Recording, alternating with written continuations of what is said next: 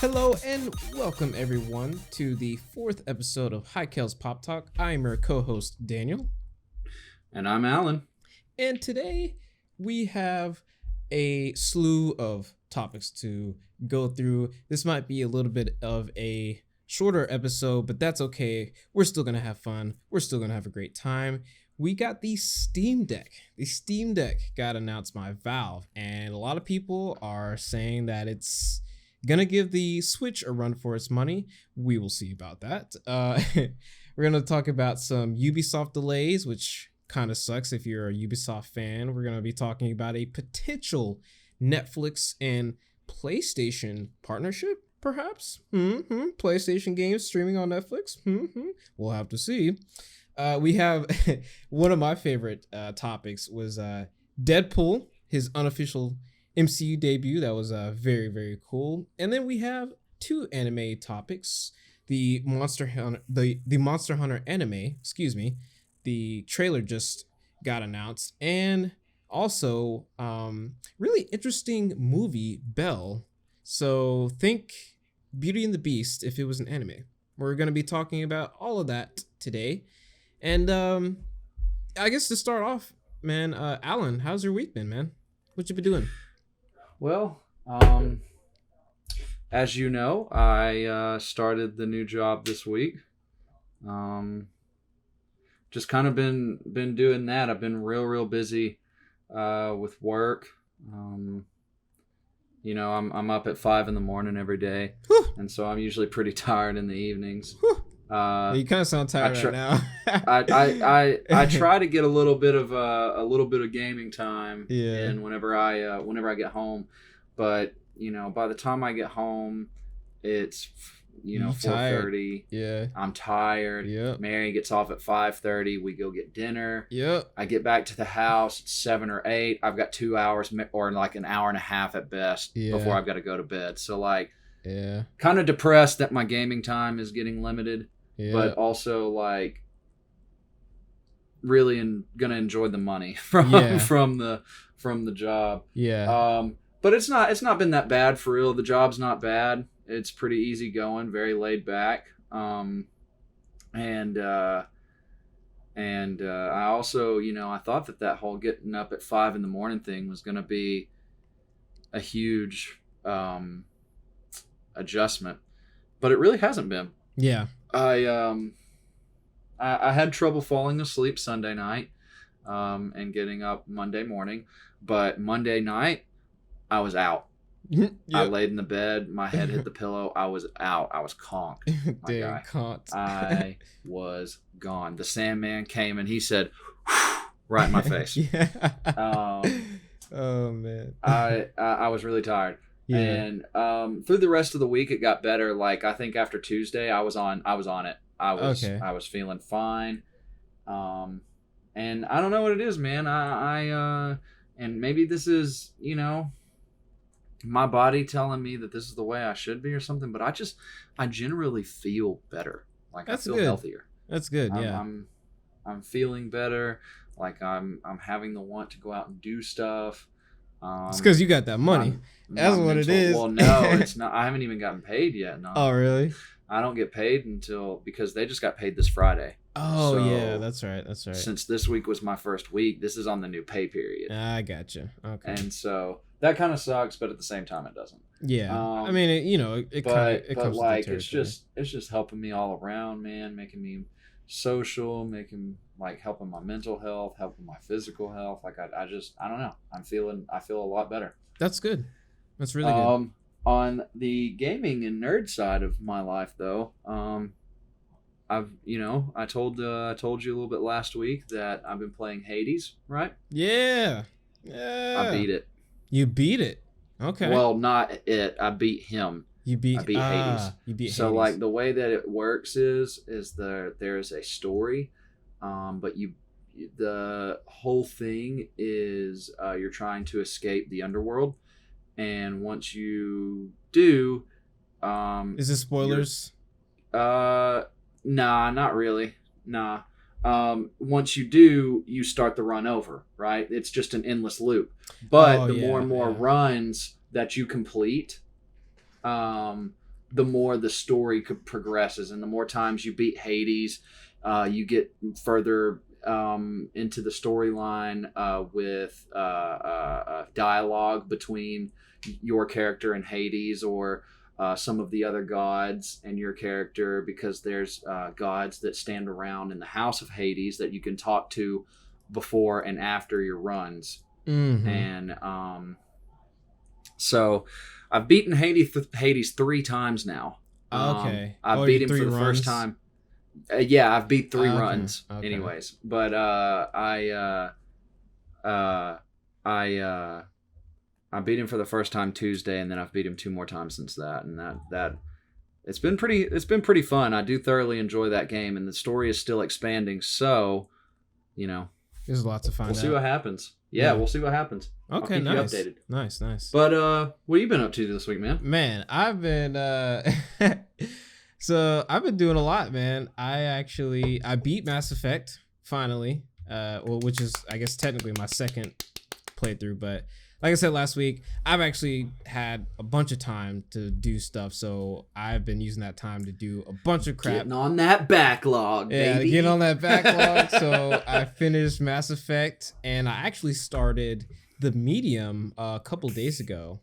I want to say, what's that? That sounds interesting just from the title. Yeah, it came out. Well, it came out in January. It was a timed Xbox exclusive. And it's like a kind of like a psychological horror game, more so like psychological. Ooh. It's there are scary-esque parts, but I wouldn't necessarily say it's like a scary game. It's more of like a thriller. And I mean, if you're a big Silent Hill person like me, it's right up my alley. I think I've heard about this actually. Yeah. Oh yeah. This was this developed? This was developed by that Polish video game developer. Right? Yeah, Bloober Team. Yeah. Mm-hmm, yep. Which is the rumor is that they might be partnering up with Konami to make a Silent Hill game. Which it's like when you play the game, it's like it literally is like Silent Hill. Like even the mechanics, like.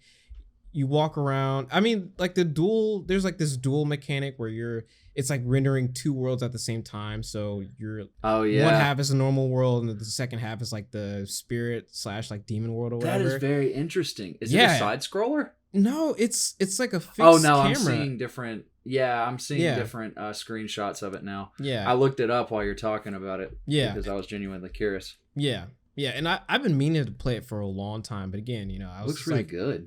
It is, dude. It is. There's a little bit of like performance issues because I think they're like a smaller team. They're not like an indie team, but they're definitely a smaller team. And I think this is like their biggest game they've made so far. Like an Unreal. About to say, for an indie team, this looks like a very good game. Oh no, it's good. It's like performance, like minor performance issues aside, it's good. I'm really, really enjoying it. So I started that. I think I'm about to beat it. I'm pretty sure I will beat it the next time I end up playing it because I know it's a pretty short game. So I did that. Okay, cool. I started and finished Loki. I literally like binged it all day on Wednesday. Yeah. I didn't think I didn't think I wouldn't like it, but man, oh dude, like if y'all haven't seen Loki yet, highly recommend you get on it like now. There are some major repercussions that this series adds to like the whole MCU, and it's crazy, dude. I wasn't expecting to enjoy it as much as I did. I'm not like the biggest Loki fan, but man, like it was a really just good overall series. I gotta say, it might be my favorite out of all of the series so far. I'd say out of all the Disney Plus series, or out of all of the ones that came out for that and Netflix. Oof. Mm-hmm. Okay, I'll just Disney. Netflix stuff is like a totally different category, but yeah, Disney so far. Yeah, this is my favorite of like the new stuff. And then because if I would rate the 3, it would be Loki. You're talking about between WandaVision, Loki, and Falcon and the Winter Soldier. Yeah. It would be Loki top, WandaVision. Damn. You know, it's okay. I would say Loki, Falcon and the Winter Soldier, and then Wanda. I don't know, man. Honestly, like WandaVision and Falcon and the Winter Soldier were both like really.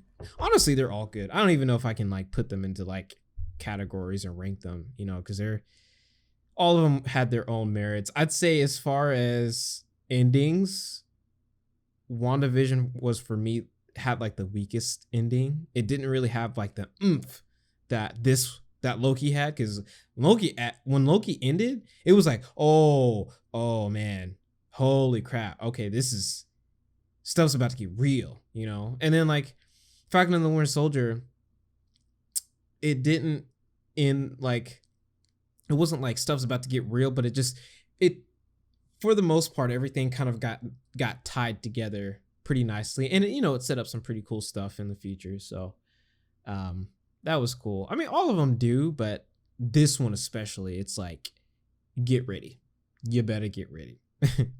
So yeah, I did that. What else did I do? I know there was like one other thing. I got a Raspberry Pi. If you know what that is, it's like a miniature computer. It's about the size of a credit card, and I mean, not like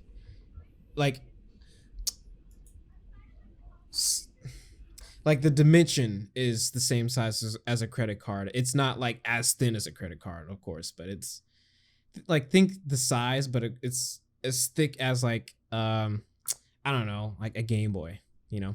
Okay. So I got one of those because I want to learn how to program on it. So it's one of my like pet projects I'm about to start. So just a little hobby that you're about to start up. Yeah. It's something I've been wanting to do, but that's about it. I want to say definitely a lot more interesting than just Mass Effect over and over again.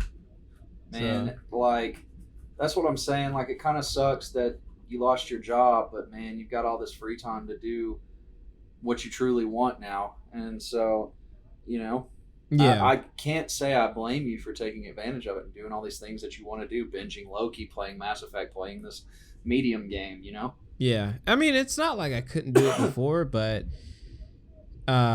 it's just kind of like you were saying with the whole... You're just so beat after work, man. Beat, dude. Like, yeah, whenever you said, like, coming home and then, like, you know, doing one thing, and then, like, by the time you're done with that, you only got, like, an hour before you really need to go to sleep. That was literally me. Yep. It's just, like, constantly. So it's not like I couldn't. And, like, if I really wanted to, I could squeeze some, you know, some Loki in, or I could squeeze some more games in, but... you know, it's just like, it can be a struggle sometimes. And my problem is like, you know, when we did the last podcast, I had just started Demon Slayer and made it to episode 4. I haven't progressed in that at all because with me working, I have decided to either get home and play video games for the hour or watch anime for the hour, and I almost always exclusively choose video games. Yeah. See, now you know, bro, that is literally like my conundrum is choosing, or that's what it used to be, is like choosing between like, okay, what do I do here? Like, yeah, am I going to play something or am I going to watch something? That's how I've always been. Man, and it sucks because I don't want to let the squad down, you know, because like we're on every day together, but sometimes like after work, man, there's some days where I'm like, man, I'm just not feeling it. I'm just not feeling playing games. I just want to sit here and just vibe. Yeah. Like, I want to sit here in my air-conditioned house, get cooled off, maybe take a nap in this chair. Yeah. Enjoy your own company, man. Man, I'm telling you, it's... Yeah, that's another thing, is like, just sometimes I'll just go in there and just chill. Like, they've been playing Risk of Rain 2 again recently, and I was gonna get back into it with them, but just literally like every day I have not felt like playing it.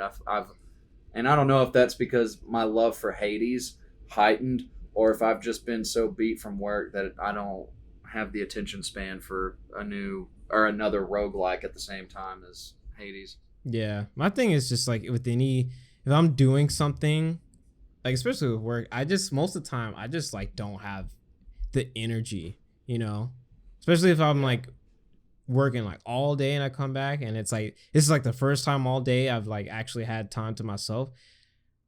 I don't want to do nothing, man, for real. Man, that's just me. You know what makes me real hyped? What? About the about Hades? What? It's on the Steam Deck. Oh, it's going to be on the go. It's 100% of the time. That's a good segue, by the way. Into our first topic. Hearing about the Steam Deck and seeing on their advertisement page for it, Hades being one of the first applications on the screen, I was hyped. Yeah. I was hyped. Yeah. So I guess since we're on the subject of it, obviously, what were your main thoughts? Like, what was your first reaction when they first unveiled this? Because of course the internet was like, oh my god, PC on the go, Switch gone, it's dead, which is, they could all be valid things, but yeah, what were your thoughts? I'm really hyped for it. I think that this is going to be a cool new way to play PC games. And like, since you're going to be using your Steam ID and you will have access to games on Steam, I'm assuming, and you know what happens when you assume, but I'm assuming that I'm assuming that you're going to be able to, if you have internet connection, play the online games with your buddies.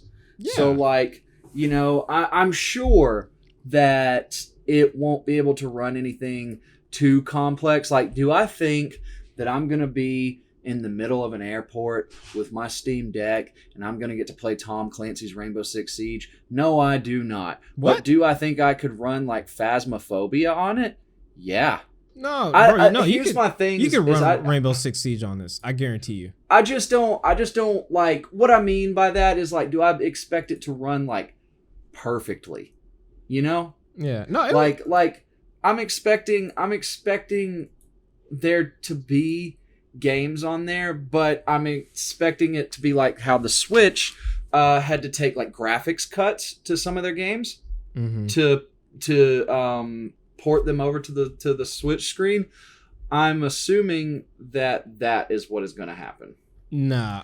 Well, they've already had kind of like a resolution cut, and as far as specs goes, it's about on par with the PlayStation 4, I believe is what they say. I haven't seen the specs for it yet. Yeah, no, it in terms of specs, like raw power, dude, it blows the Switch completely out of the water. So, dude, yeah, you'd be able to play Rainbow Six fine on this thing, because Rainbow Six Siege was designed to run on the lowest common denominator, right?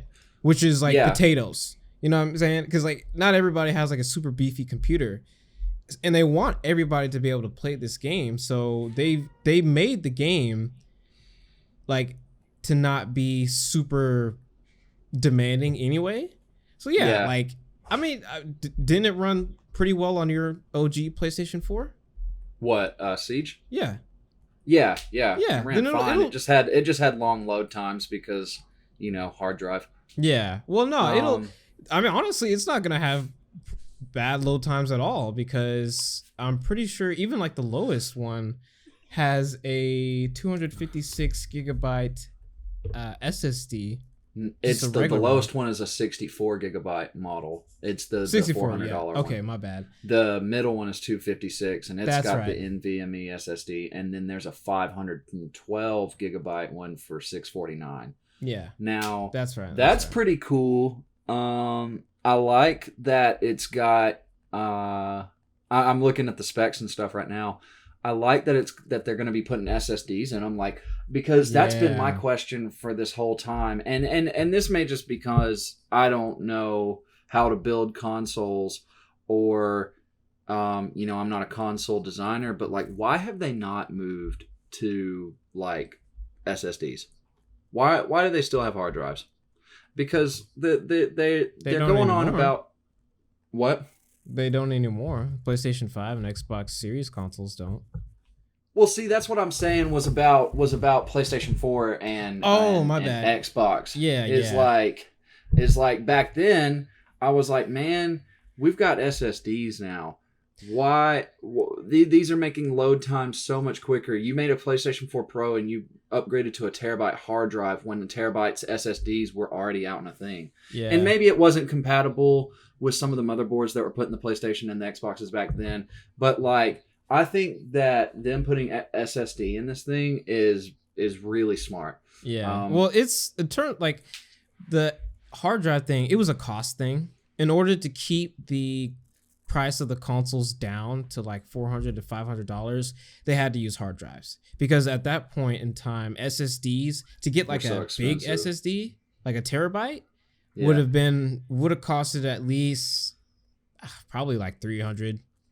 You know. Damn. 200. Yeah, so like half the price of the freaking console. So of course that was just not an option at the time. So that's the only reason. And you know, you could always go back and if you wanted to and upgrade the storage to an SSD. You'll be spending, you know, a good amount money, depending on what you get. Cause if you get like the top of the line Samsung Evo SSDs, dude, those things are like at least it really depends, but like if like a 2 terabyte one would probably run you about like at probably like 200 and some change, you know? Yeah. So what do you think do you think they'll try to kind of coast off of some of what's it called the Switches kind of vibe? Do you think that this will have an HDMI port on it? Yeah, I think they said that it would have a dock, some sort of dock, but the dock will be sold separately. Yeah. Okay. So it does say that a charging dock that can connect to an external display will be sold separately at a certain point. But I think you can already use like a hub, is what it says. I think so because I think they showed in the little demo video that some people had already. It showed somebody taking the Steam Deck and hooking it up to their HDMI without the deck. So are you talking about the dock? Okay, sorry. Yeah. So you can actually go ahead and if you want to and hook it up to your TV. I mean, it literally is for all intents and purposes a fully fledged out PC, or you know portable PC that you can take with you. The only here's the thing that's gonna either make this thing successful or not. So it all depends on how much support it gets because the main operating system, SteamOS. Yeah, SteamOS, which is Linux based, and Linux is not very the greatest. No, it's great when it gets support. The problem is it's because Linux is open source. Like anybody, like I could come out with a version of Linux, right, and say, okay, this is Lewis Linux, right, or you could have a version of Linux called Hollingsworth Linux. The problem is there's no, you know, with Windows 10, like there is one version of Windows 10 that everybody has, so it gets supported widely by everybody, right? But with Linux, since you can change it, since you can mess with, everybody can mess with it. There's no like single like Linux version that anybody can develop for. So it makes it harder for people, and not harder, but like there's not really like a lot of motivation to support something when everybody can mess with it, you know? Whereas Windows, everybody knows what Windows is. Everybody's been using Windows since like the beginning of time, right? So like that's the big thing. And not a lot of games, not every game is supported well on Linux. Some games work okay, but some games don't work at all, really. So like that's like the caveat. Like say if you decided you wanted to build a Linux based computer, you would have to be kind of like picky and choosy with some of the games you play, because not every game has Linux support. A lot of games they require you to run in Windows 10 nowadays, especially if it's a new game because of DirectX 12 and ray tracing and all that stuff. So, my bad. I said all that just to say that if they can get it, if they can get developers to support it and like develop for SteamOS, then I could see this being really successful. However, I could also see it going the opposite down way the shitter. Because I have, y'all can't see it, but I'm holding a Steam controller in my hand, and those things are no longer being made because nobody really used it. Nobody bought it. Like, cool controller, but you know, like a lot of Valve's hardware, it just didn't get really the backing that they thought it would. Same thing with the Steam Machine. Technically, this isn't their first foray into the console market. You remember the Steam Machines?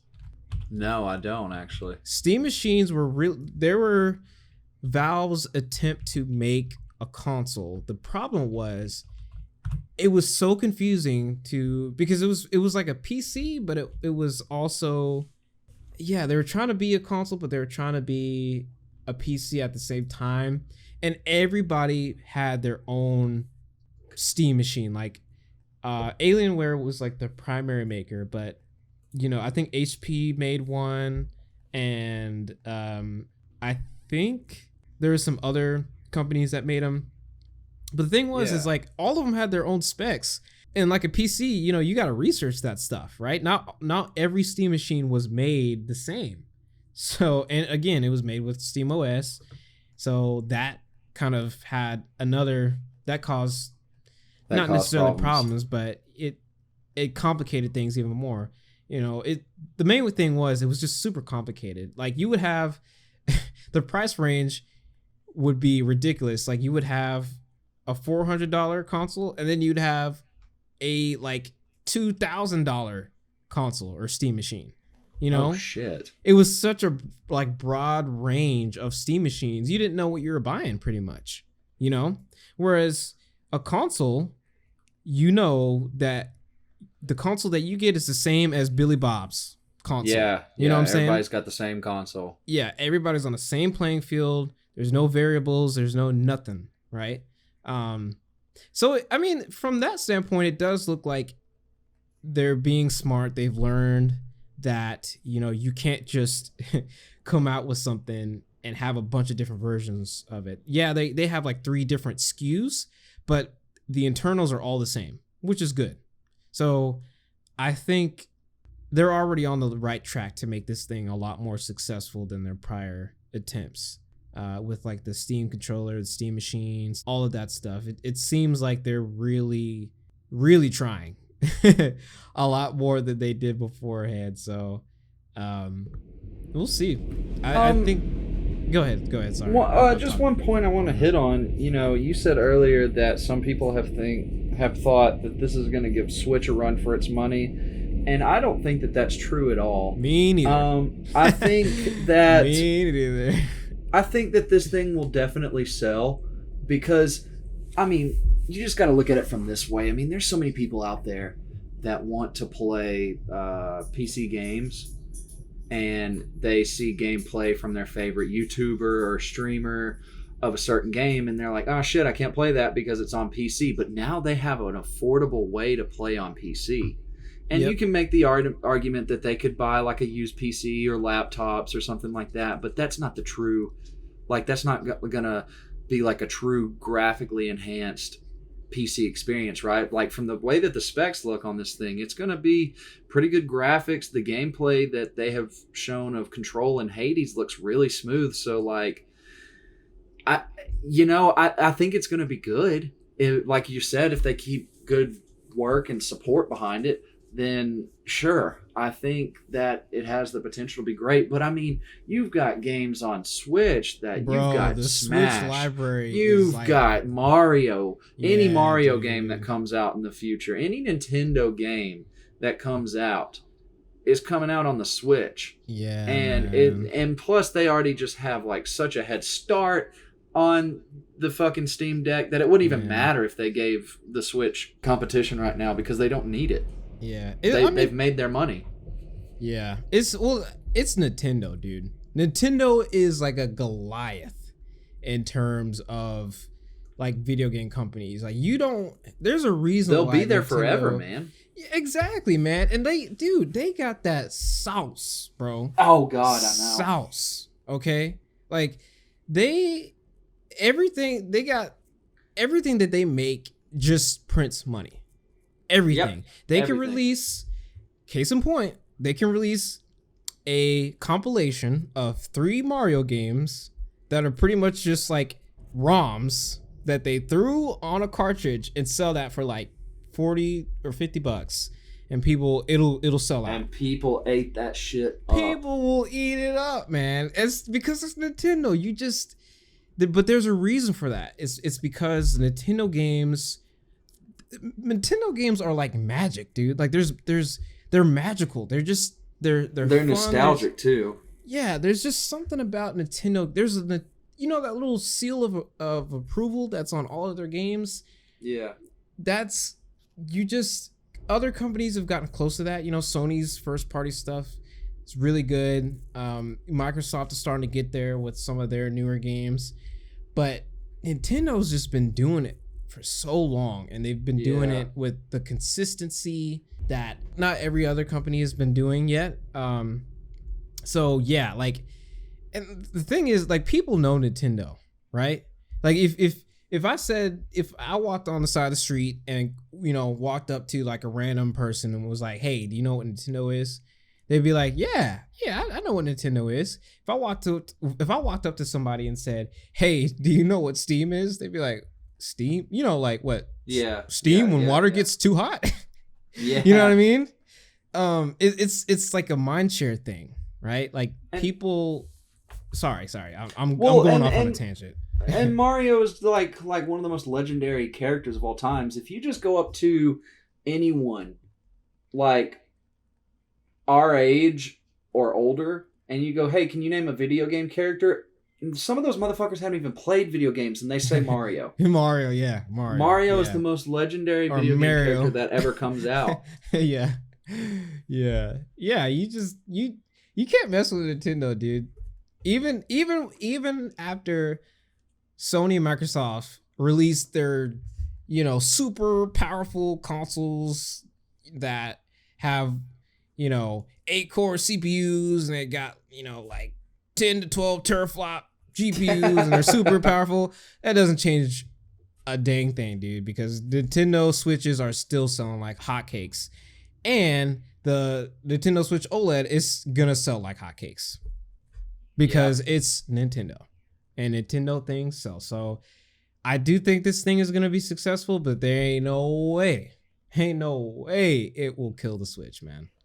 No, I'm sorry. No. I'm sorry. I mean, it'll beat it in power eventually.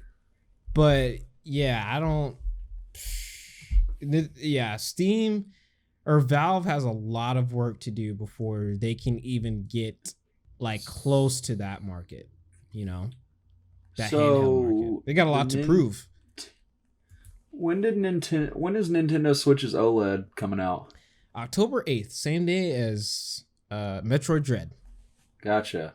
So the thing about this is pre-orders started on July 15th for the Nintendo Switch OLED.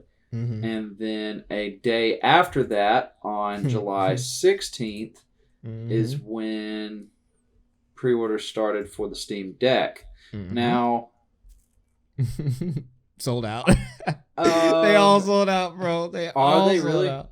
Yeah, or I think people are. I haven't seen anything about it. Like, I haven't seen any of the pre-orders or nothing. But like, people are already scalping them. People are scalping their. I was assuming that it's ridiculous.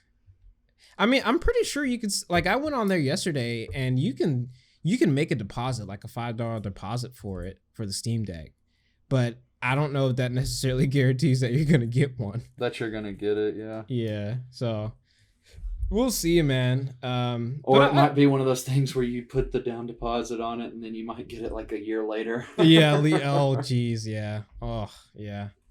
Hey, we didn't promise it was going to be quick. We just said you'd get it. Yeah, we said you get it. Yeah, we'll see. Yeah, I think it's cool, but I'm not as excited as a lot of people just because there have been like plenty of these little handheld PC things.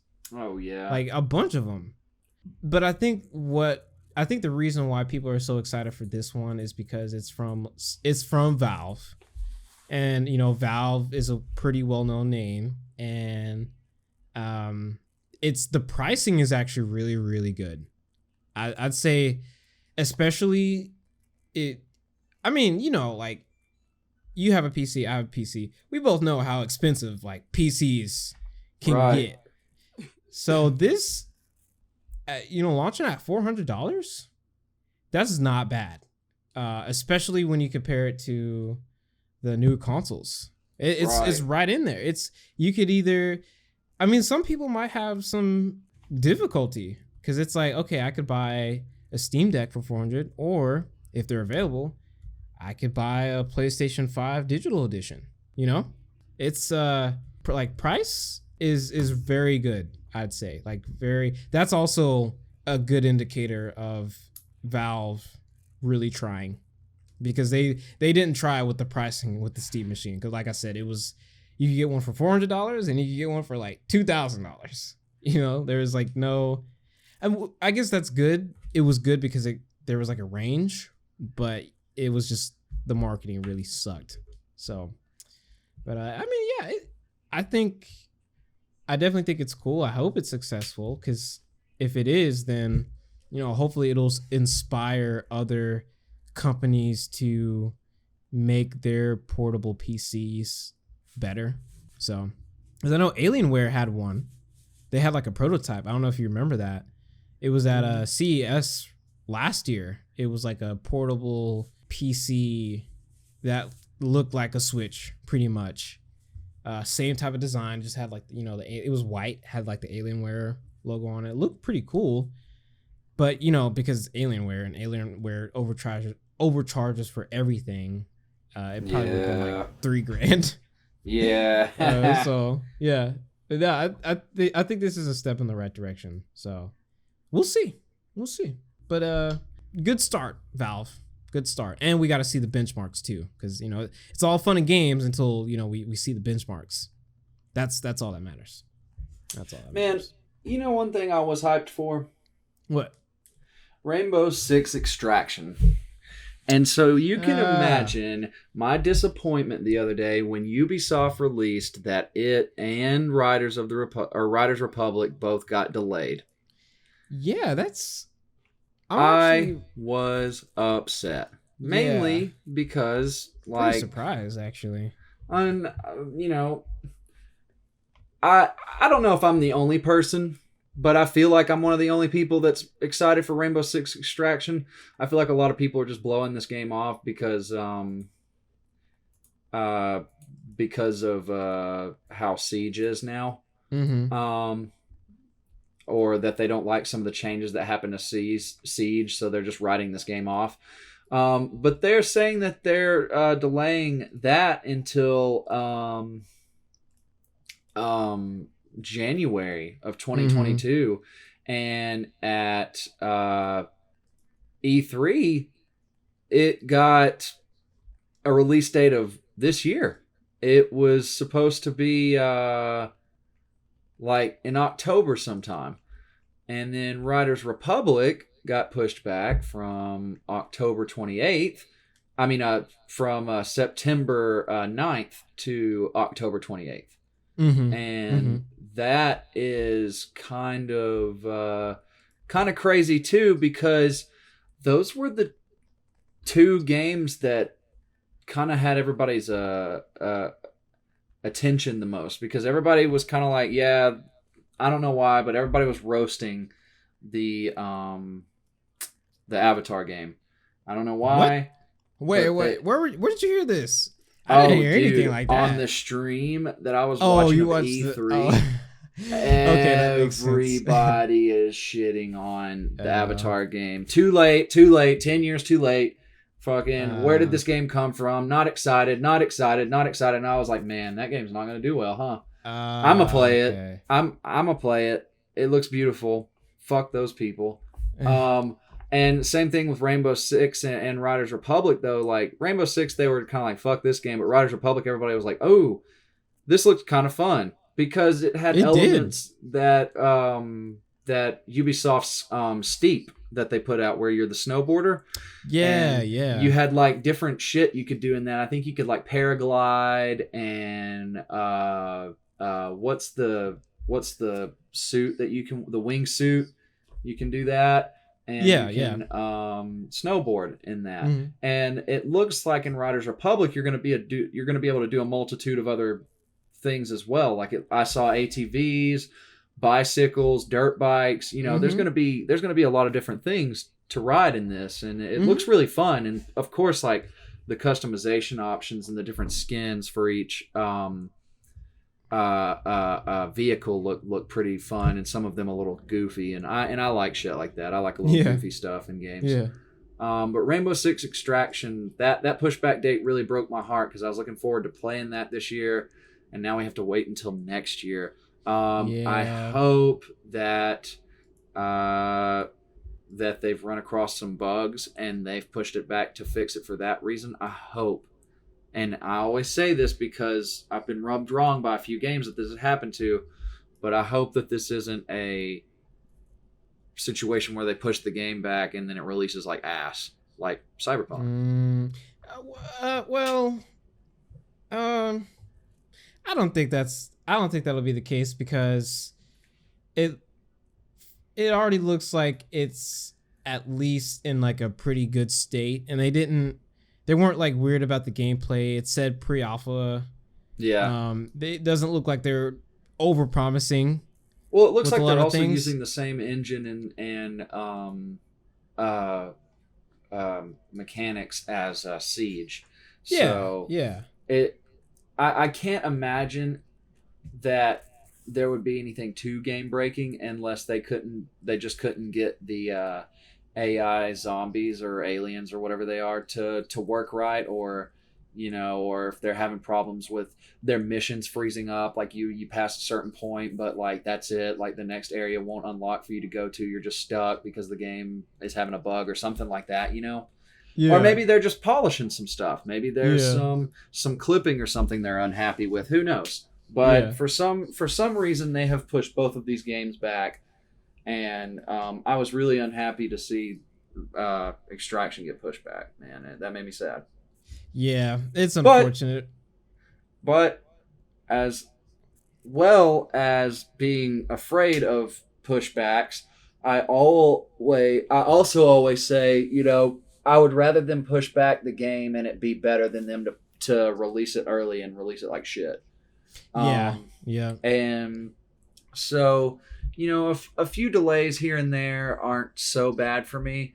Like Rockstar with GTA 5 and Red Dead 2, they pushed those games back several times. Like I was there was at one point where we thought GTA 5 was never coming out because they just pushed it back for like months and months and months. Now GTA 6 is like, hold my beer.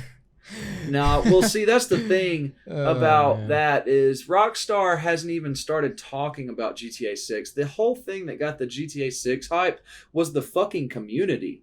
Rockstar had nothing to do with that. The community has been hyping GTA 6 because GTA 5 is doing so well, and they want something new they want a new map, basically, because Los Santos is getting a little old. But at the same time, Red Dead just released this new update that we talked about last time, where or no, we didn't talk about this. They just released a new update called the Blood Money update, where they have added something to Red Dead that the players have been asking for since it came out, and that is the ability to rob stuff. There's going to be... They just added that? Just now, Wow. dog. So they started the online, and for the first 3 months, no content except for what was like the little story to the online, which is supposed to start you off in the Red Dead universe. So I mean, that's fair. But then they dropped 3 roles, which was bounty hunter, collector, and animal hunting. And you just basically, those are exactly what they sound like. Bounty hunting, you caught criminals. Collector, you go around and you get like a metal detector and you search for like collectibles under the ground and shit, right? And you collect enough of those and you sell them, and that's how you make profit. And then the animal hunting is exactly what it sounds like. You shoot and kill animals and you sell their carcasses and their fur. And so like that was all that there was. And then they came out with a Moonshiners update, another animal hunting update, which was a new role that I can't remember the name of right now, but it was like called the Naturalist or some shit like that. Basically, the missions for that was you could go and kill an animal and bring it back to this one guy for him to mount the heads on his wall, or you could put it to sleep with trank darts and take pictures of it, and so this woman could study them. And that was the most bullshit update because everybody was like, this is literally just animal hunting. You literally have already done this. Yeah. And then they went on to add just a thing where you could go into player camps and steal from people. They added that. And then now they have added this blood money thing. And the whole thing with that is you can hold up stagecoach robberies. You can rob trains. You can rob homesteads. You can... and like the whole thing is there's a story to this. You're looking for 5 gems that you're gonna probably go kill named targets for, and they'll drop the gem and you collect that, and at the end of the missions you sell the gems, and I'm assuming you're gonna get like money and gold and shit. Yeah. Oh man.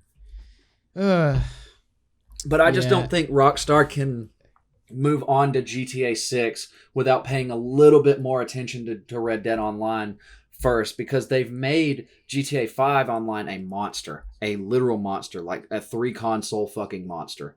And then Red Dead has gotten barely anything at all, and then the community is already hyping up GTA 6 because all of them got bored with Red Dead because Rockstar did nothing with it. Yeah. And so I think that this update was their way of saying I'm sorry to the community because they gave us everything that we've been asking for.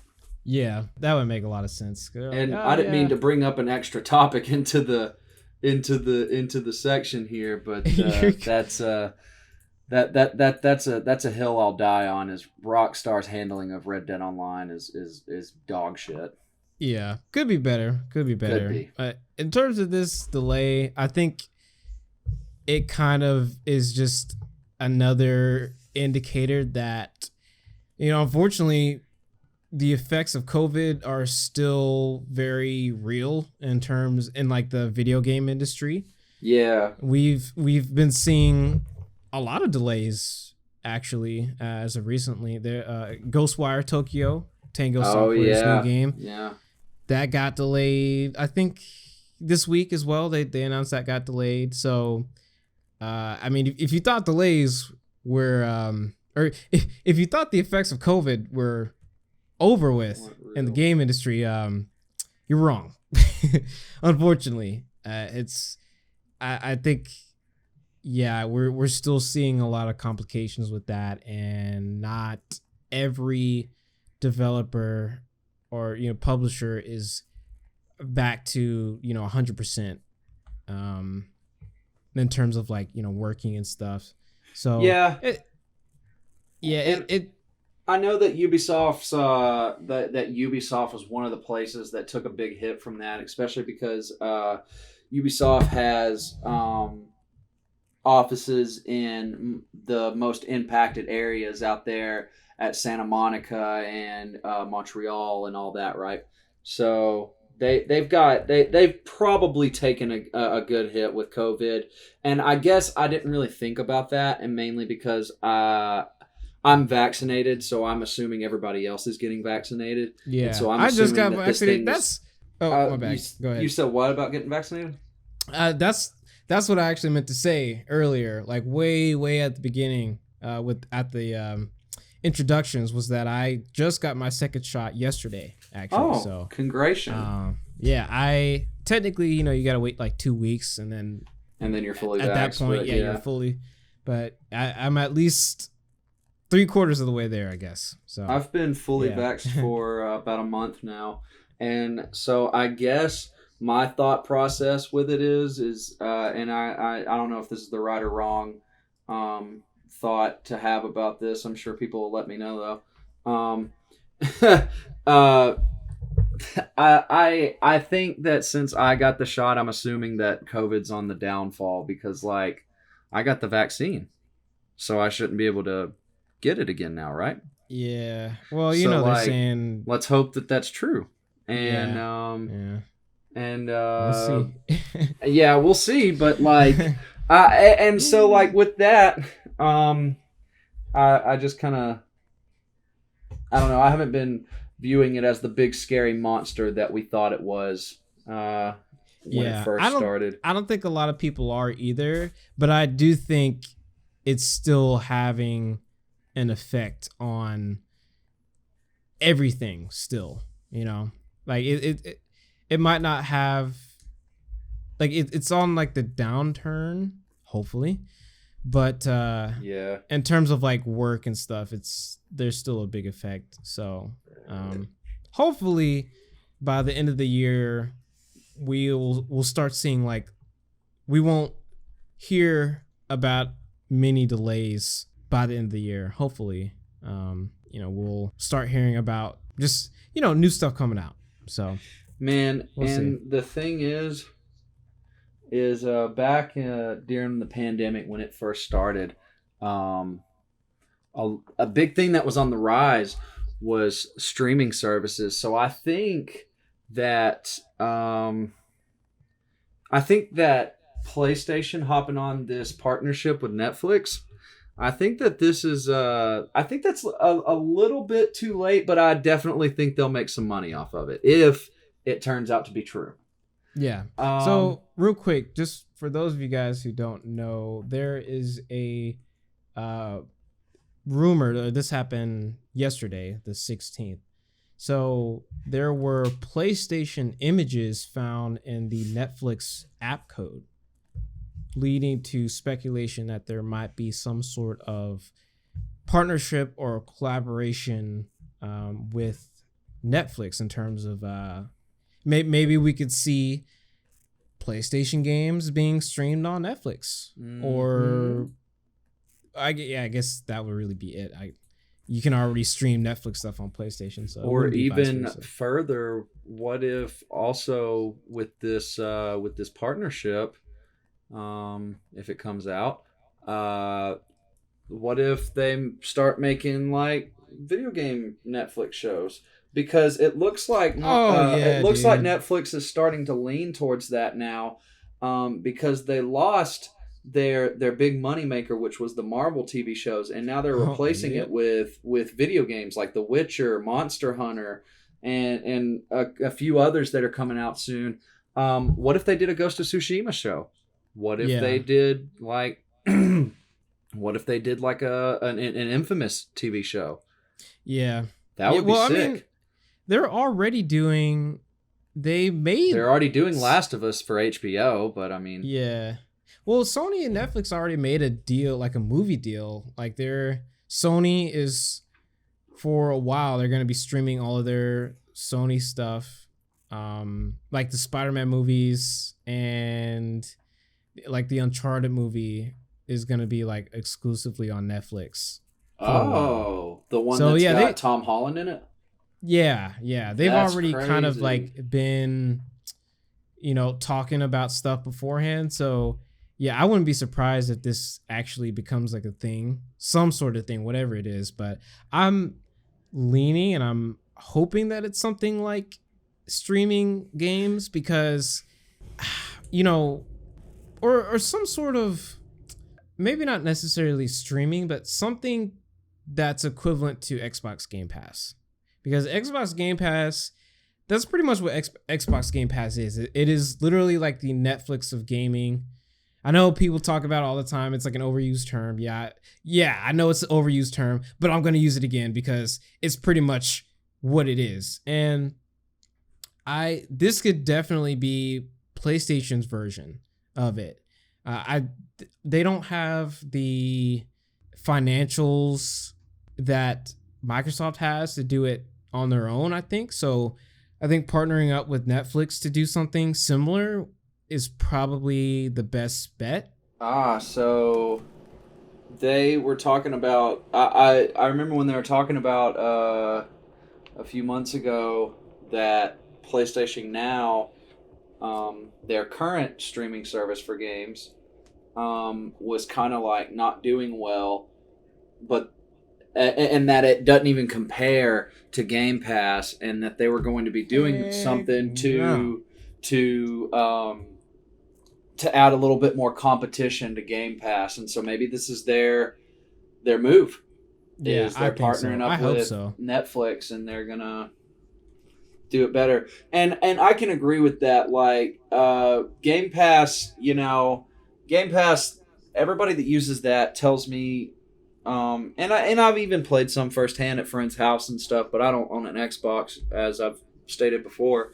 But I go to my cousin's house or to Izzo's house, and they've all got Xboxes, and it's like, man, at Game Pass, you play the games on there, it's so smooth. So smooth.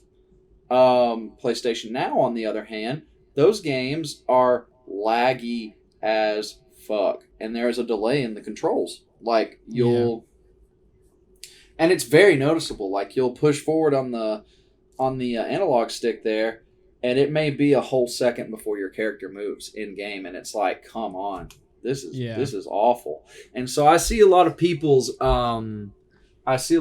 problems with the games in PlayStation Now, and how Sony needed to improve that. But like you said, that they just didn't have the funds to do so, and so now I think that this could be a very real thing with them, because there was that Twitter post where the Netflix gaming feature has a working name of Shark and is represented by 4 images in their iOS app, and it's the Netflix, Ghost of Tsushima, a shark fin, and the PS5 controllers. And so I think that the PS5 controllers definitely are hinting at, like, yeah, we're doing stuff with PlayStation, not just Sony.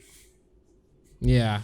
Well, I mean, you mentioned like the whole streaming thing. The reason it's so smooth is, it's Xbox Game Pass isn't just, it's not just you download streaming it to your console, right? And see, that's the thing with PlayStation Now, is most of those games on there you stream, and so it makes them horrendously laggy. Yeah, well, you can download games now, but it's just there's not as many, and they don't release a lot of like their big stuff on there. That's the main thing, because with Xbox, they release the new games like straight on Game Pass. Yeah, exactly. And if you have it, then you're pretty much good. Like if you have it until, like if you got a year, then all of the new stuff, Stalker, Starfield, Halo Infinite, Forza Motorsport, Forza Horizon, like pretty much everything they announced at E3 is gonna be on Game Pass. Wow. So, like, and that's huge. And with PlayStation, yeah, they have like their PlayStation Collection thing, but it's not really the same, because it's just kind of like a lot of curated games that have released for the PlayStation 4. But some of them are like really old. Some of them aren't like the most like popular games. They're not releasing, they didn't put like Ratchet and Clank on there. They didn't put Returnal on there. They want you to go out and spend $70 on those games. Yeah. Whereas Xbox, that half the time that stuff is on Game Pass. So that's why I want something similar from PlayStation, because right now I don't really, because of how good Xbox Game Pass is, and it's not just on console either. It's on PC too.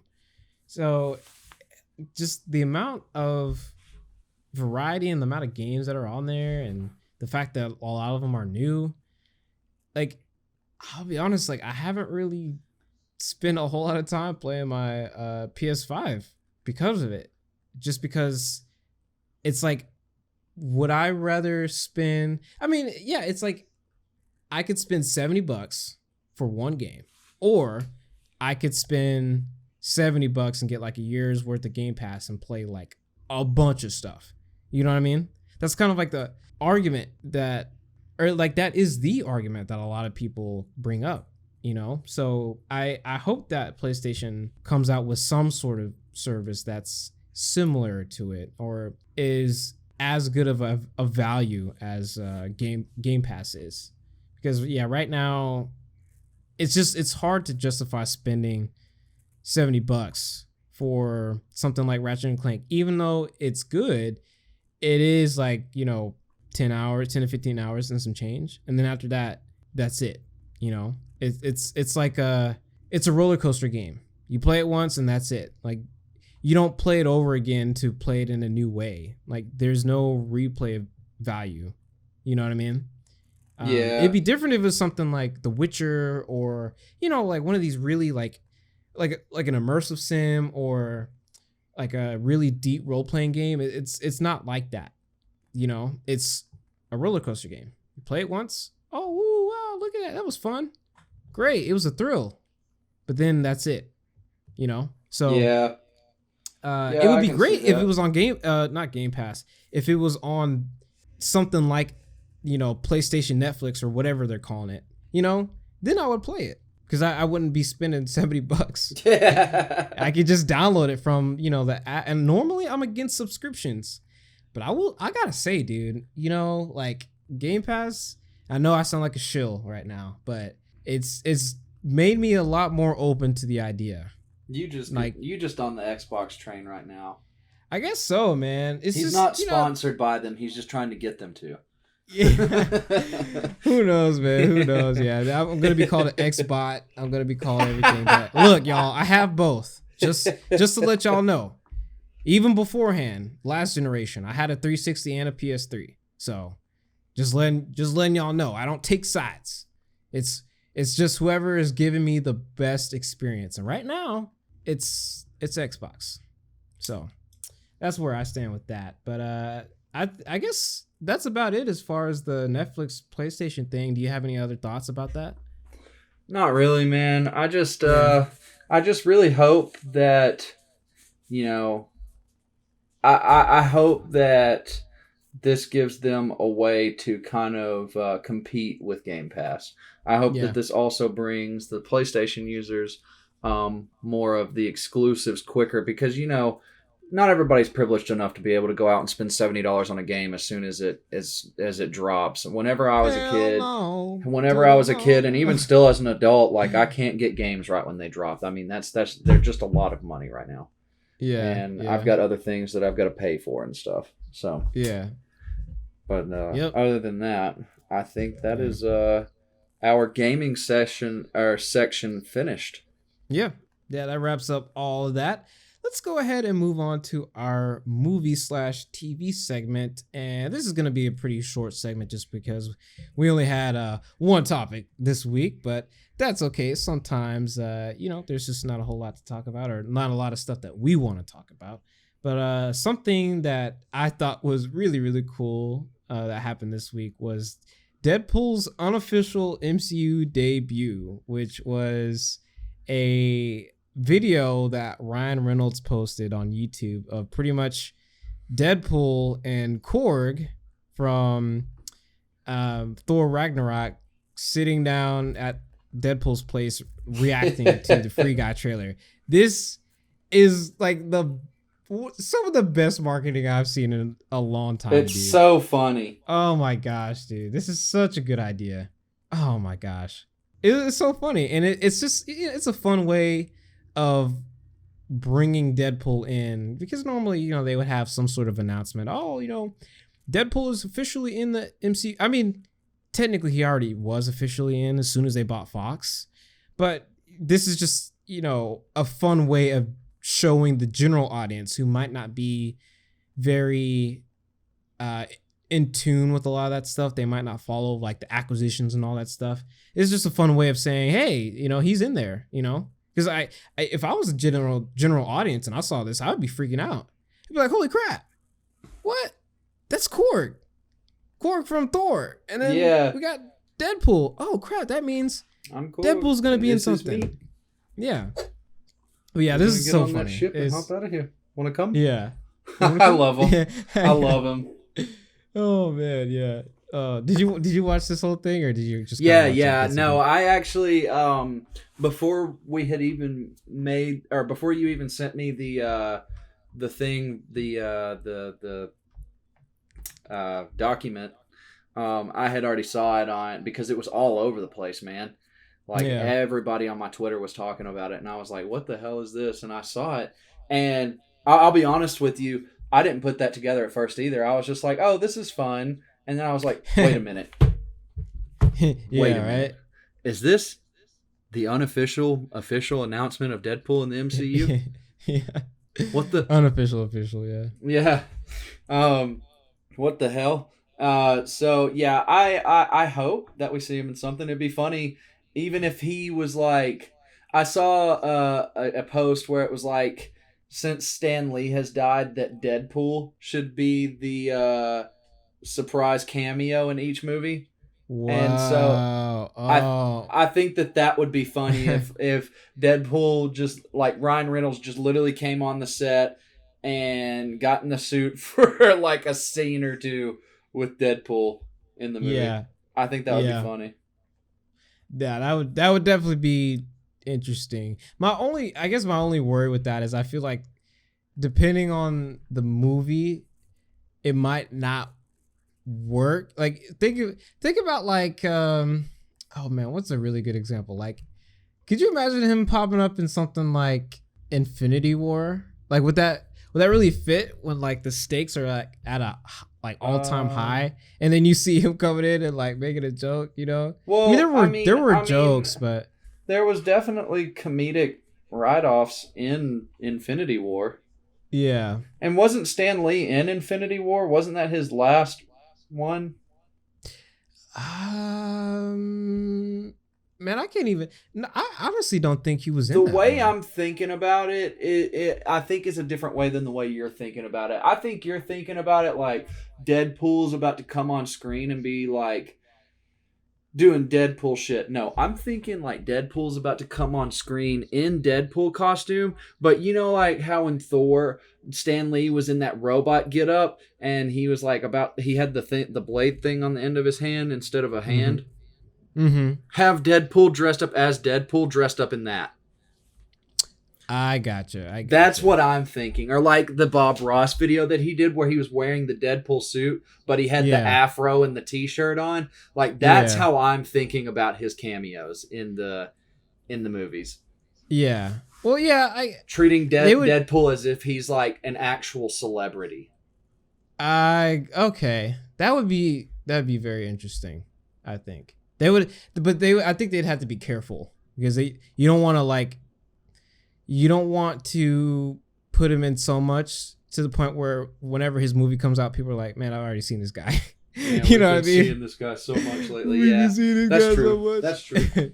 But no, I think it would be cool. Like put him in like that. That's actually a good idea. Maybe like the Avengers or Spider-Man is like watching TV, and then like.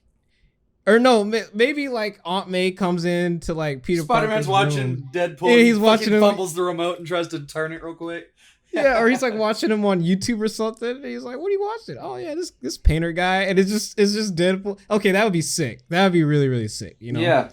They just gotta pick the right moments. You're thinking of the different ways it can happen too. So like, see, it works out. It would be in different ways. Like obviously, in Guardians of the Galaxy, there wouldn't, or things that are in like space and stuff like that, it'd be harder to tie him in, because he's human. Yeah. I mean, but then Star again, he Lord's can't human. die. But then again, he can't die. Yeah. So like, if Wade Wilson gets knocked into space, what happens? You know, is it kind of like whenever you remember at the beginning of the Deadpool movie where he like was suffocating in that little chamber, and that's how they got his powers to come out. I wonder if it would do something like that to him. I really don't even know, to be honest. Somebody should explore that thought. Marvel, show us what would happen if Deadpool got knocked into outer space and couldn't do anything about it. Yeah. Would he float, or would he just eventually die? Nah, he wouldn't die. He can't die. But yeah, you know what I mean. Well, I mean, in the right circumstances, he probably could die. It's just... no, I think what is it? You have to like lop his head off or some shit like that. It's same as Wolverine, pretty much. That's like the only way to. Well, okay, I say that. The only way to kill them healing bozos. Yeah. Those cheaters. Cheaters. Yeah. Yeah. But yeah, either way though, this is I think this is a good introduction, and I hope to see. I thought it was a very Deadpool way to introduce him to the MCU if this is his official introduction. Most definitely. I really hope this opens the door for like small cameos to kind of be thrown out here and there. Oh yeah, we just kind of talked about that. Yeah. Well, I guess like tone wise is what I'm really thinking about. Like I wouldn't see him being put in something like Captain Falcon I guess Captain Falcon and the Winter Soldier would. That's the thing that's one of the things I'm afraid of, is if they try to put him into like a MCU movie with other MCU characters, then he's not going to be the Deadpool that we know and love. Like, he's not going to be able to drop all the F-bombs. He's not going to be able to just straight up murder people in gruesome ways. Like, he's going to have to be tame, right? Well, I think there's a lot you can get away with.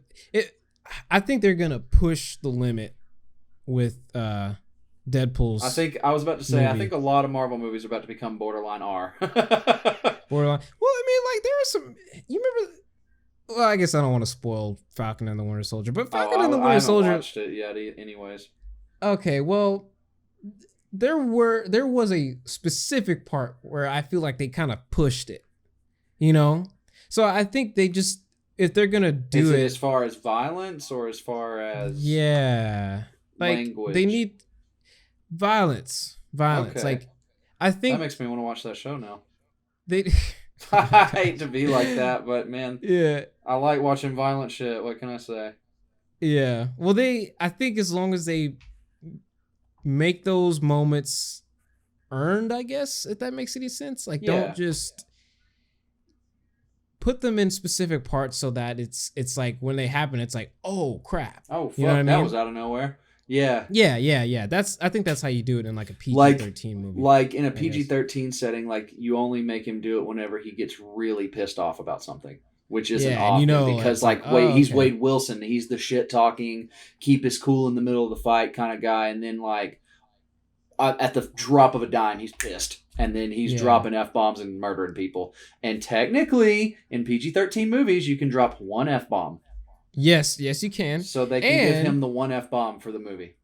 And if they do it in a certain way, if they don't show too much blood, you can like cut people's hands off, limbs off and stuff. Yeah. That's okay. With his, because he's got his katanas and stuff, so he could. Well, remember they did it. I mean, they did it all the time in Star Wars, and all those were PG-13. Yeah. Well, they had to they lopped Dooku's head off, and you see his head hit the floor in 3. Yeah. Well, the reason it's cool. The reason why it's okay is because they get cauterized because of the lightsabers. Yeah, exactly. And it's but not that just wasn't the case. Blood and shit. Yeah, it wasn't the case in The New Hope, if you remember. Whenever Obi-Wan cut that alien's arm off, you saw a bunch of blood, but they're like, heck no, man, y'all can't do that anymore. Y'all can't be doing that shit unless you want your movie rated R. Yeah. So after that, cauterized. But anyway, Really cool introduction, I think. Overall, that's kind of like my final thoughts, and look forward to more. Excited Deadpool. to see him in the MCU. Yeah, me too. But I guess that will wrap up our movie/TV segment. Like I said, that was unfortunately not too much to talk about this week. Yeah, well, maybe there will be some more stuff next week. Yeah, well, the problem is there's a lot of stuff to talk about, but me and Alan aren't exactly aligned with everything. Like, I've seen Loki, and if Alan had seen Loki, we would be talking about Loki. But since I'm the only one that's seen Loki, we're not talking about it. And I'm gonna watch it soon. And we're gonna talk about it. Yeah, we might have it'll be late, but we might have a discussion about it next week. But moving on to our anime/TV /TV. I already said that. Anime / I guess manga segment. Yeah. Let's go ahead and talk about the Monster Hunter anime that's not really an anime, but people are calling it an anime for whatever reason. It's got that like real bulgy 3D animation that reminds me of Clone Wars back exactly before Disney Plus took it over. I don't know what classifies a cartoon as an anime. So there might just be some underlying condition that they have met to be pronounced an anime, but Monster Hunter themselves and Netflix is also calling this an anime. So I'm not stupid. We're not stupid. This is what people are calling it. So however, I think it looks pretty decent. If you're a fan of Monster Hunter, this looks pretty good. And see, I never played the DLC for Monster Hunter, unfortunately, but I played the absolute shit out of that game when it first came out. So much so that I burnt myself out on it really badly. And which is why I didn't play the DLCs. But I gotta say, man, with me enjoying the game that much, and then just overall enjoying watching and playing things where you're a small character fighting ginormous creatures. I love stuff like that. That's why I like Attack on Titan. That's why I like Shadow of the Colossus. That's why I liked the God of War games, because you would fight the big, huge shit in God of War, and Kratos would claw his way to the top with the Blades of Chaos. And man, I love shit like that. I don't know. It's something. It's like the whole David and Goliath thing, where the small guy is definitely the underdog, but he's gonna fucking do it. Yeah, most definitely. I like it. Yeah, that's one of the I've played a little bit of Monster Hunter, but not a whole lot. But I enjoyed the little bit that I did play, and it looks like they kind of took the feel of the game and I think they're translating it pretty well into the anime. It looks like it's a pretty good representation of the games, which I think is pretty cool. I don't know how I feel about the animation style necessarily. It's definitely better than some CGI shows I've seen, but it's still, it looks a little low budget. And I hope that the reason that is, I hope that they're low budgeting it because they don't know how well it's going to do. And if it does well, then I hope the animation gets better and it doesn't stay like this the whole time. Because, look at what happened, and I hate to bring it up again, but look what happened with Clone Wars, man. Clone Wars went from having that, real bulgy 3D animation that, didn't look great, but it was, it was all right, to the final season of Clone Wars, where the animation is just far better, and the same animation that went into the Bad Batch. Yeah. And even with Rebels, they improved the animation on that as well. Mm-hmm. Throughout all these shows, they have been steadily working on their animation skills and techniques and putting more budgeting into that. So I hope that with Monster Hunter they do the same thing, but I hope it doesn't take 4 shows for them to do it. I hope they figure it out pretty soon, especially since we have the technology now. Yeah. I mean, it doesn't look low budget. It's just the style. I'm not that big of a fan of, I Yeah, guess. something That's the about only it to thing. me just reminds me of this like real like weird animation style like from when we were kids. It reminds me of Yeah, like like Jimmy this. Neutron. You remember how Yeah, Jimmy Jimmy. Neutron was animated? It reminds me Jimmy. exactly of that animation. Yeah, it's something just it. Yeah, it does look like something you'd see on like Cartoon Network or Nickelodeon or something. yeah, Nickelodeon, dude. Nickelodeon. Yeah, this is like right up Nickelodeon's right up Alley. their ally. Yeah. Yeah, for Do you remember Nickelodeon. that one show that was like it was kind of like um the same animation as Monster Hunter, and it was in the same kind of the same setting too. That was set in the woods, and it was just like all these different bulgy characters and stuff. I can't remember the name of it, but basically they were like a civilization that lived out in this woods, and it was you just watch their day to day adventures, you know, on this show. Yeah. Oh man, that's I was it. It wasn't the Crudes, was it? No, it wasn't the Crudes. This was like when we were kids. The Crudes is newer. Oh yeah. Wait, Tack? Maybe. Hold on. Tack and the Let me Power of look up. Juju? Yes, Tack and the Power of Juju. Yeah. Yes. Okay. Yeah. Yeah. Because they made the game first, I think, right? And then Maybe. yeah, I'm pretty sure the game came out, and then they made the series. Yeah, A couple years 100%. after. Yeah. Tack and the Power. So of Juju. yeah, the animation style and even the voice acting reminds me a lot of Tack and the Power of Juju. Yeah. No, I can see that. I can see that. I can see that. It's not bad. It's just It's not bad. It's just different. It's very reminiscent of 90s cartoons, though. Yeah, I would be a lot more excited if it was hand drawn. Yeah, I think that I can agree with that. But that's just me. That's just me. You know, I like seeing big old. Never mind. Not even gonna go there. Moving on to our next topic. Something very interesting that kind of caught me off a surprise was this new anime movie called Belle, which is pretty much just an anime version of Beauty and the Beast. And this looks really cool, dude. Like I want to see this when it gets, I guess when it comes over here, because it just released yesterday in Japan, and Cannes, France, I believe is Cannes, France. Yeah, can't I don't know how you say it, but that's where it debuted, and this looks really really good, and it's by the same studio who did Wolf Children, Wolf Children, The Girl Who Leapt Through Time, and like those are the honestly the only movies I've seen by this studio Chizu. So that's what they're mostly known for. Yeah, Wolf Children. Oh, I'm sorry. I said The Girl Who Leapt Through Time. That's actually a mistake. Wolf Children, The Boy and the Beast, Mirai.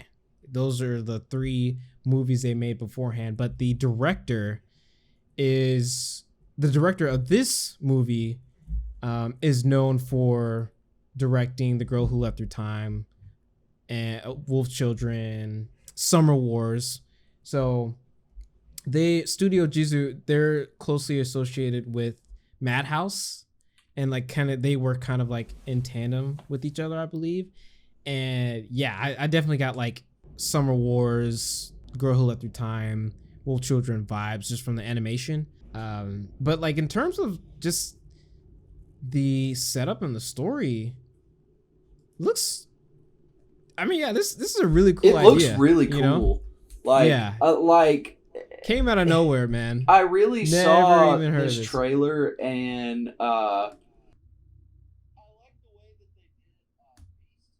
yeah, Beast looks kind of yeah. Yeah. Oh, obviously, yeah.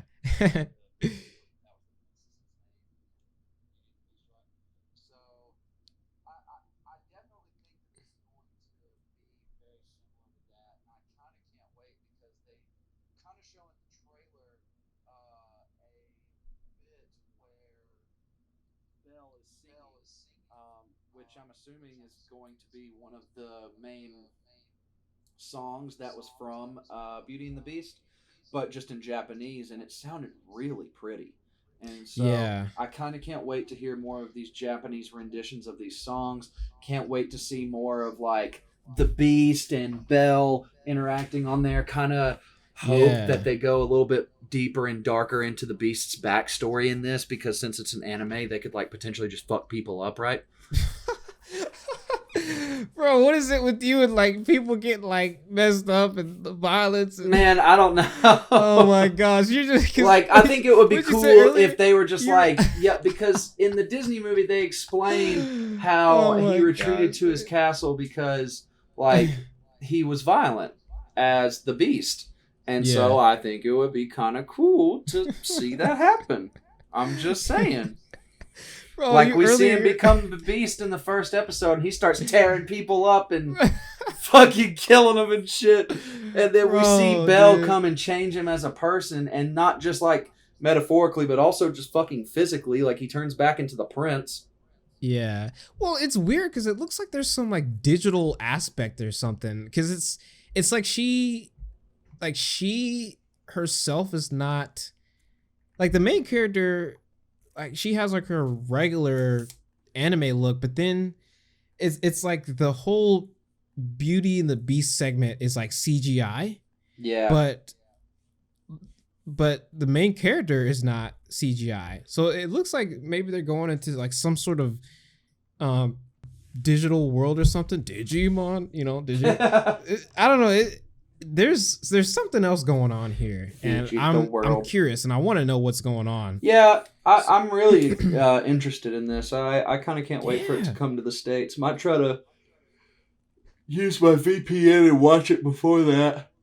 Yeah, I'm sure you can find a place to find it, but apparently, like, it's already been received extremely well. There was a film festival that it premiered at, and it got a 14-minute standing ovation, dude. Jesus. 14 minutes. These mofos were clapping, just clapping and like, giving cheers and stuff. That's crazy. That is nuts. Like for that long, it must have done something really amazing if it made people do that. 14 minutes, dude. 14 minutes. I'm sorry. Saying. That's I can't get over that. Yeah, so now I really, really want to see it.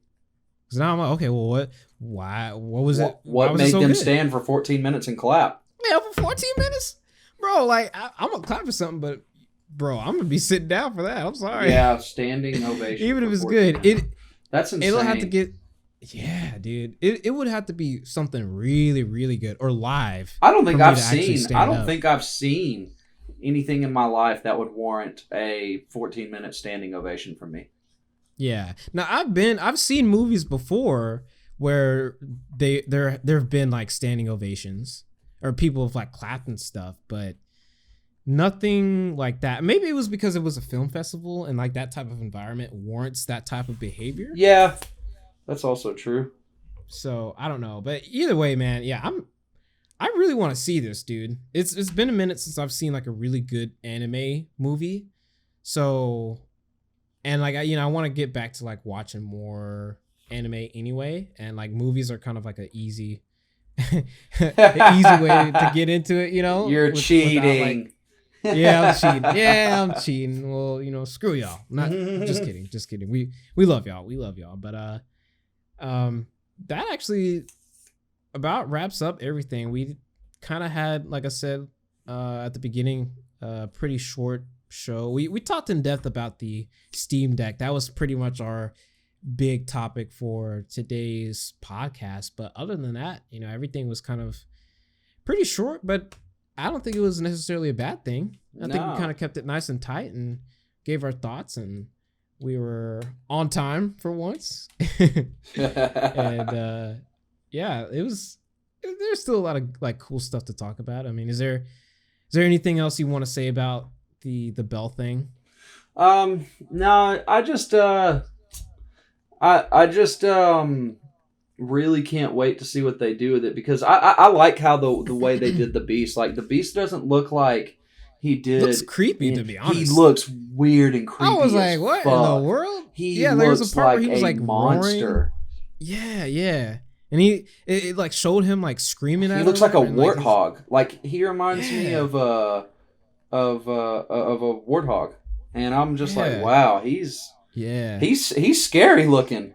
Which is why I think that he's going to end up fucking people up in the show. Bro, I swear, dude. Bro, what I said earlier, I was like, yeah, man. Like, when I was talking about Captain America, I was like, yeah, they kind of pushed the line. You're like, oh, I kind of want to see that now. Dude, I don't know, man. I love violent shit. Like, my favorite sport is UFC, the most violent sport out there. Yeah. Hey, I mean, you like what you like. Yeah, I don't judge. That's one of my big things with anime, man. I like watching the fights. That's my biggest thing with anime. Yeah, and we all know anime can, people can get messed up in some anime. They got some fights. Who knows, man? Yeah, who knows? It might just go that route. But yeah, that about wraps up our show. Is there anything else kind of outside what we talked about that you have some thoughts on, or anything you want to say to the beautiful people listening? Yeah, go to youtube.com, type in Dan's input, and go subscribe and turn on your notification bells. And then, while you're on this video, subscribe and turn on our notification bells so you can hear more of our podcasts. Yes. And we're definitely open to any feedback that you guys have. We're trying something a little bit different with this recording. For the first 3 episodes, I was using another software with my graphics card, and I was running into some technical issues with that. So we're using Audacity this time, and that way I can kind of manipulate the audio a lot better, clean it up a little bit better. So just, any type of like technical feedback, or any type of feedback in terms of like the pacing of the podcast would be greatly appreciated. Really, any feedback would be greatly appreciated. And like always, I mean, this is only our fourth episode, but for those who are listening, we greatly appreciate it. We just started this thing, and we're hoping to keep it going, and we hope that you guys will join us for the ride. But I mean, other than that, I don't got really anything else to say, and I guess we'll go ahead and wrap it up. That was our show, episode 4, Hi-Qel's Pop Talk. I'm your co-host, Daniel. And I'm your co-host, Alan. And we will see you guys in the next episode. Thank you guys so much for listening. Bye-bye. See ya.